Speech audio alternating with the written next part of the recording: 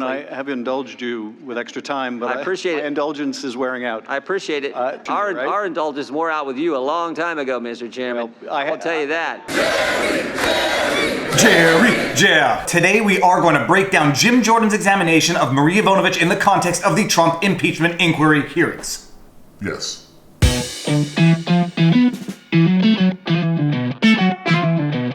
Viva Frei, Montreal litigator turned YouTuber. I do these things called vlogs, just to lay the context for anyone who may be so fortunate as to be living in a political bubble, Which I am going to pop right now. An impeachment inquiry has been commenced against Donald Trump to determine whether or not the House is going to formally approve articles of impeachment that they would then submit to the Senate for vote. In the context of this impeachment inquiry, there have been examinations both behind closed doors and public. Incidentally, I just did a video of Representative Quigley's examination of Kenton Taylor. I'll link that video right here. And in the comment section of that video, I noticed a few people asking if I was going to do a similar breakdown of a Republican examination of one of the witnesses. Bringing this back to the practice of law, Jim Jordan would be one of those lawyers that you hate but you respect. He is harsh, he is direct, he is usually to the point, and he's the type of lawyer that would give you a hard time. You would hate him for it, but you would respect him for it. Last week, in the context of the public hearings, he was examining Marie Yovanovitch. And just to explain who Marie Yovanovitch is and what role she plays in the context of the impeachment inquiry, Marie Yovanovitch was the U.S. ambassador to Ukraine from 2016 to 2019. In 2019, she was abruptly recalled as U.S. ambassador, I believe sometime in May, and the explanation she gave is that she was the object of a smear campaign because she refused to play ball in what she describes as Giuliani's attempt to strong-arm Ukraine into acceding to Trump's demand to open up a politically motivated investigation into Hunter Biden and Burisma. So that is the context and object, so to speak, of Yovanovitch's testimony in the context of this impeachment inquiry. An interesting fact that I learned from the comment section of my previous video of Representative Quigley's examination of Bill Taylor and George Kent is the distinction between Ukraine and the Ukraine as far as terms go. Now, I was not previously aware of this, which is part of the reason why I love the internet so much, is the aggregate knowledge of the internet basically is infinite. I mean, in a way, the aggregate awfulness of the internet is equally infinite, but I prefer to focus on the good. A lot of people in the comment section were pointing out that the term the Ukraine is actually how Russia used to refer to the territory during Soviet times. Now that Ukraine is an independent nation, it is called Ukraine and not the Ukraine, although the terms are often interchangeably used by people who don't know better. Thanks to the aggregate knowledge of the internet, I now know better and will hithertofore refer to Ukraine as Ukraine. It's actually quite fitting since my grandmother's family actually came from Ukraine, but enough about me, let's get into this deposition. Love him or hate him, Jim Jordan is one of the best and sharpest examiners out there. So when he has an off day or says something silly, it sticks out a little more. And I humorously parodied his jab at Adam Schiff with a Jerry Springer moment. But at least in the practice of law, that type of quiggling among lawyers really doesn't resonate well with judges, but we'll get there. Let's start from the beginning. Ambassador, should ambassadors ever try to influence host country elections? Now, this is a Hollywood cliche. I've said it in previous vlogs, and I'm going to say it again in future vlogs. The cardinal rule of a good examination is never asking a question to which you do not know the answer. With one exception, when either answer the witness gives will be equally damning. Should ambassadors ever try to influence the host country's election? And despite not knowing exactly what answer the witness is going to give, Jim Jordan knows that either answer will be damning for the witness. I mean, if Yovanovitch actually answers yes, ambassadors should try to influence the elections in host countries, I mean, it would be disastrous from the get-go. Jim Jordan knows with reasonable certainty that she's going to answer no or a qualified no, a no with a but, and he is prepared for that answer. No.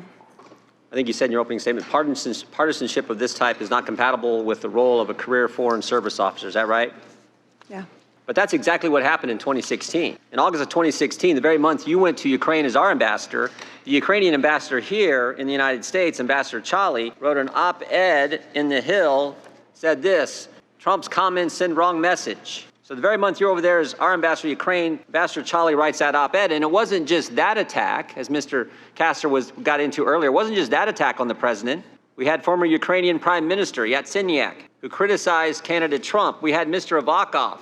I believe earlier you said, Ambassador, that Mr. Avakov was the individual who first alerted you to the efforts of Mr. Giuliani. Mr. Avakov, back during this same time period in the months just prior to the 2016 election, called then candidate Trump all kinds of names, called him a terrorist. And of course, we have Mr. Lashenko, a member of parliament, who was a source for Fusion GPS and the now somewhat famous dossier that flowed from Fusion's work. He said this in the Financial Times, again, in August of 2016, when you first arrive in Ukraine, he said this: the majority of Ukrainian politicians are on Hillary Clinton's side. So you had several high-ranking officials in the government, in the Ukrainian government, and when President Poroshenko is president of Ukraine, criticize President Trump, then candidate Trump, all in the late summer and fall of 2016.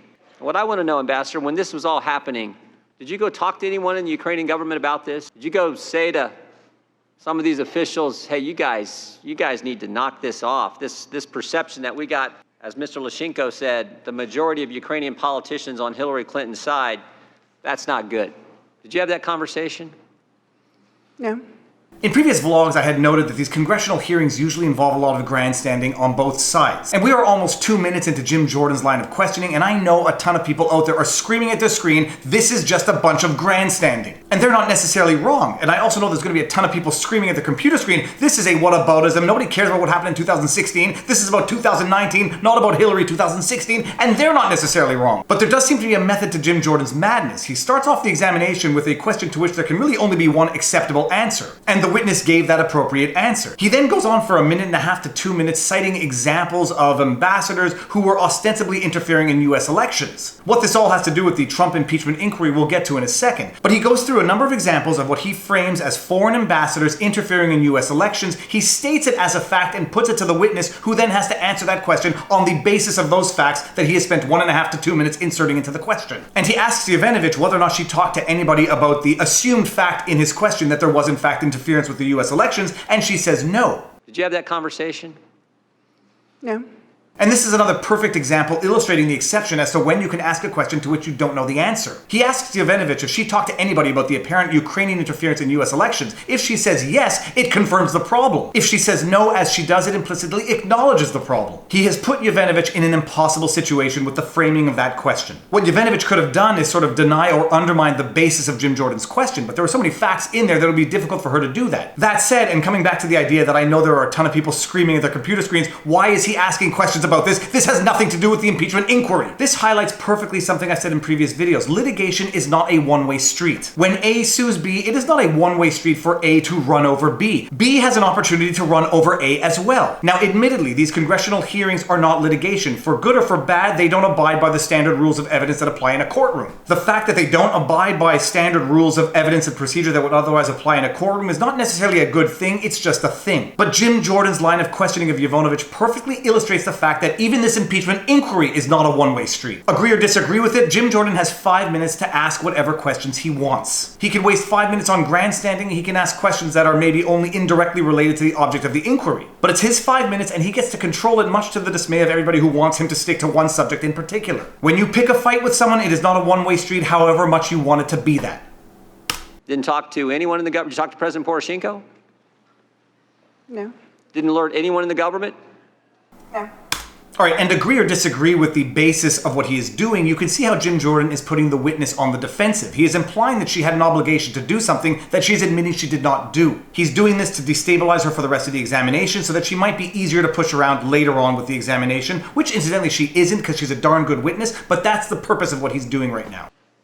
Well, one of the things we've heard so much over the last 6 weeks in depositions and frankly in the hearing on Wednesday is how important bipartisan support is for Ukraine. Democrats and Republicans agree they want to help Ukraine. In fact, the Democrats' first witness, their star witness on Wednesday, Mr. Taylor said Ukraine's most important strategic asset is this bipartisan support. And you would agree with that, right? I do. All right, and you can see what Jim Jordan's doing right now is he's trying to bring the witness back to his side. Now he's made her feel insecure with the previous questions, and he's trying to make her feel more confident by getting her to agree with the statement he's making. Now they're friends, and now she's going to cooperate with him for the rest of the examination.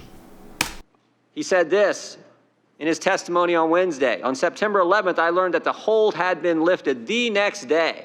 Ambassador Taylor said, I conveyed this news to President Zelensky and the Ukrainian foreign minister, and I reminded Mr. Yarmak of the high strategic value of bipartisan support for Ukraine and the importance of not getting involved in other countries' elections. So what I'm wondering is, this is the day after the aid's been lifted that Ambassador Taylor made this statement to the Ukrainian government. And he makes this after there's nothing been done by Ukraine to influence our election. Because President Zelensky didn't announce he was doing an investigation and the aid was lifted. But he felt he needed to say that. But in 2016, when we know that the majority of Ukrainian politicians want Clinton to win, because it was said by a member of parliament when the ambassador to the United States from Ukraine writes an op-ed criticizing then candidate Trump. When Mr. Avakov calls candidate Trump all kinds of names, nobody goes and talks to him and tells him to knock it off. Did you have any conversations, Ambassador, with... All right, and just to appreciate what Jim Jordan did there again, because I know it's probably driving some people crazy, is he went on about a 90-second statement of facts. Some people might consider them to be disputed facts, but he went on for about 90 seconds. Statement of facts, doesn't actually end up asking the witness a question and moves on to another question. This would be one of those examples where the question was not actually there for the witness, but it was there for the general viewing public. Incidentally, this is also a variation of the very same question he asked the witness at the beginning. Again, he's only trying to make a point. He is not actually asking questions that he wants the witness to answer. No, I did not. No one did anything. No one did anything. You see why maybe the president was a little concerned about what went on in Ukraine? And you couple that with the corruption level that we know exists in Ukraine, you add to that this idea that he's not a big fan of foreign aid, why he might be a little concerned about sending the hard-earned tax dollars of the American people to Ukraine? I'm sorry, is there a question there? There was. Okay, could you repeat it, please?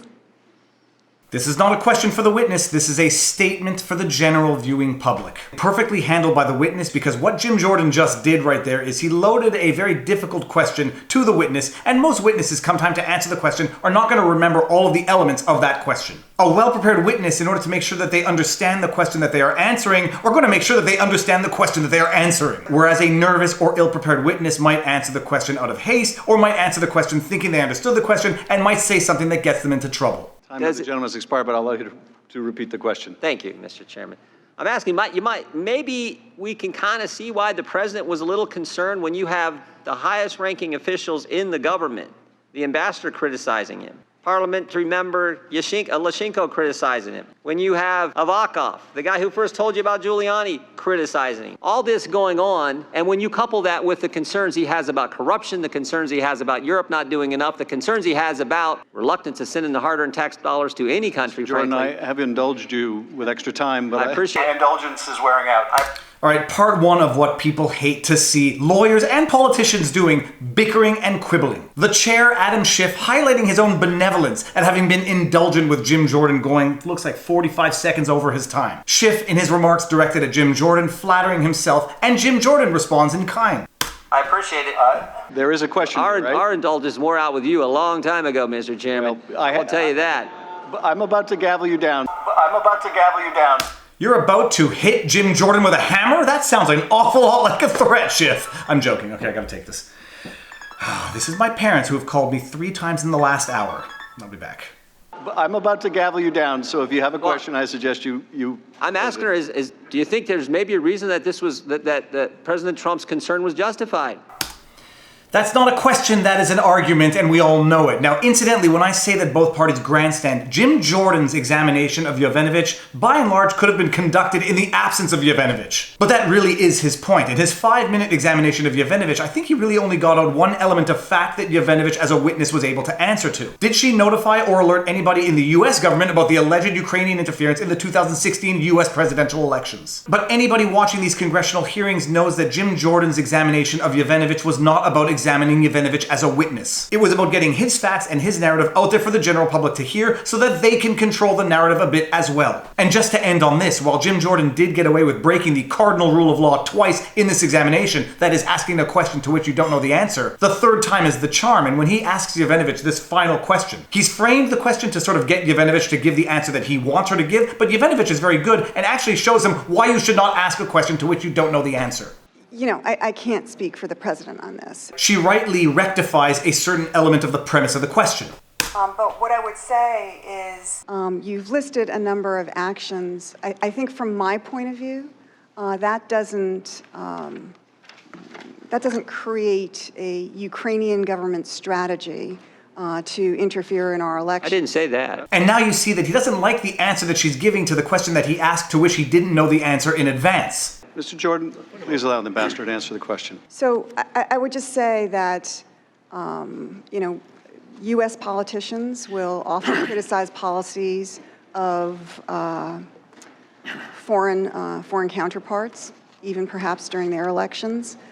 This happens in politics, and I think that it doesn't necessarily constitute interference. All right, and regardless of how you feel on the merits of this entire process, the impeachment inquiry itself, that is a perfect answer from a well-prepared witness. And in my humble opinion, Jim Jordan got away with it 2 times, but may have pushed the envelope a little far the 3rd time, and he might actually have been better off getting gavelled down and not having allowed the witness to answer this question, because it really didn't add anything to his examination. So that's it. This examination really highlights the fact that there is grandstanding on both sides, and more often than not, the questioning is really not about the questions or the answers. In a cynical way, it's about getting your sound bites out there, but in a more optimistic way, it's about getting your narrative out to the general public, so the general public can make an assessment as to whose narrative they believe. When in reality, everyone is definitively already firmly entrenched in their respective positions, which is why these congressional hearings do nothing. Nobody's changing their opinion. Nobody is changing their opinion. But at the very least, we can learn from it. People can adapt these lessons to the practice of law. They can adapt these lessons to discoveries in general, interviews, discussions. These are tactics that people use all the time, and if you can properly identify them, you can better respond to them. All right, that's it. If you like my video and you like my content, be sure to like, share, subscribe, hit the notification bell. If anybody wants to know what the practice of law is really like, I'm going to link a video right here. Give it a watch. It's a great one. And if you want to support the channel, PayPal link is somewhere up in the banner. Get some merch in the links down below. And now you know you vlog. Peace out. Booyah!